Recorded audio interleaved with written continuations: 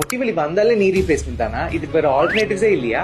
வாங்க பார்க்கலாம். I'm Dr. Dinesh Ramkumar, orthopedic surgeon, specialist in arthroscopy and sports medicine and arthroplasty, Ram Polyclinic, Pollachi. அட உங்க ஊர் எலும்பு டாக்டருங்க. நீ பெயின் ஒரு பேஷண்ட் வராங்கன்னா அவங்களுக்கு ஃபர்ஸ்ட் லைன் ஆஃப் ட்ரீட்மெண்ட் மெடிசின்ஸும் பிசியோதெரப்பியும் தாங்க. அந்த வேரியஸ் ட்ரீட்மெண்ட் ஆப்ஷன்ஸ் எல்லாம் என்னென்ன?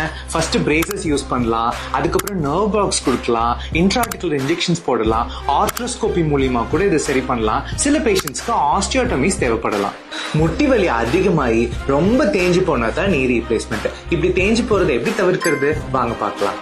ஃபர்ஸ்ட் உங்க முட்டியை நீங்க அபியூஸ் பண்ணக்கூடாது. அபியூஸ்னா என்ன? ஒரு நாளைக்கு 2 கிலோமீட்டர்ஸ் நடந்துட்டு இருக்கவரு திடீர்னு 10 கிலோமீட்டர் நடக்கணும்னு சொன்னா அதுக்கு பேர் தான் அபியூஸ்.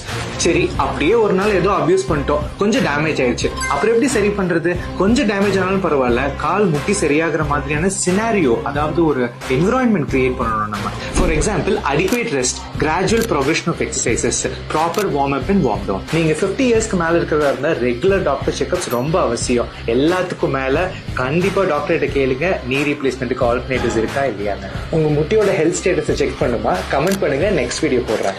மறக்காம டாக்டர் DRK பேஜை ஃபாலோ பண்ணுங்க.